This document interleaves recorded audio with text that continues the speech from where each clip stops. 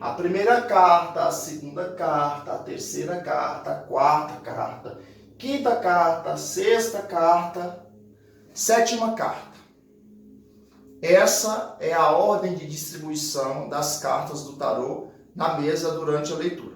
Eu preferi utilizar o quadro, que eu acho que fica um pouco mais didático do que eu pegar as cartas e colocar na mesa e ficar falando para vocês, porque nesse momento não é minha intenção ensinar a ler as cartas não, tá?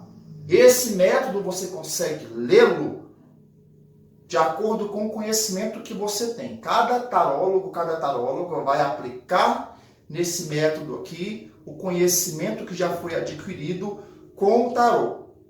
Colocando as cartas nessa disposição, vamos entender aqui o que significa cada posição dessa.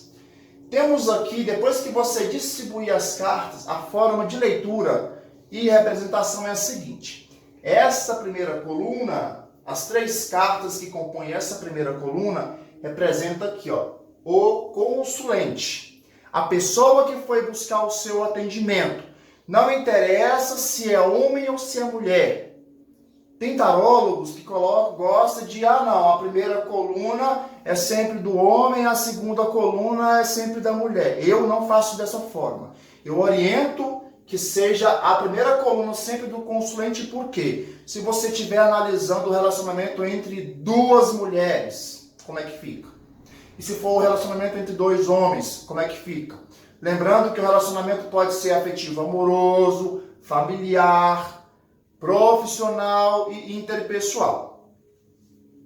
Essa primeira pergunta, essa primeira coluna aqui é a coluna do consulente. A segunda coluna de três cartas aqui, que tem a posição 3, 5 e 7, representa o que eu coloquei aqui como cônjuge. No caso, cônjuge, se for uma análise de relacionamento afetivo amoroso. Se não for análise de relacionamento afetivo amoroso, pode ser a outra pessoa que o consulente quer fazer a análise. Por exemplo, se for a consulente for uma filha que vai fazer uma análise do seu relacionamento com a sua mãe. A coluna da filha e a coluna da mãe. E essa carta central aqui, de posição 1, é o que eu chamo de carta trunfo. Essa carta é a carta desfecho. Essa carta, essa posição aqui, a carta que ocupa essa posição, é a carta que vai dar o geralzão, explicar o desfecho de toda a situação, do objetivo que a pessoa veio fazer a análise, tá? Olha só, quando você vai fazer a leitura, você distribui as cartas. 1, 2, 3, 4, 5, 6, 7.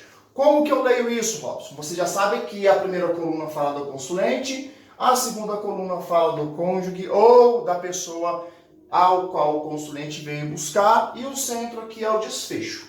Mas como que você vai ler? Você lê na horizontal, você lê a carta 2 e 3 juntas, você lê a carta 4, aliás, a carta 4 não, a posição 4 e 5 juntas, e você lê a posição 6 e 7 juntas. Vou usar como primeira leitura aqui uma análise de um relacionamento afetivo amoroso. Essa primeira linha aqui, representada pelas cartas 2 e 3, ela vai falar sobre o pensamento, sobre o estado mental que as pessoas têm sobre uma da outra. No caso de um consulente e um cônjuge, o que é que o consulente pensa do outro? O que é que o consulente 1 pensa do 2? O que é que o 2 pensa do 1? O estado mental. As cartas que aparecerem aqui vão descrever para a gente o que está na cabeça desse consulente em relação ao outro.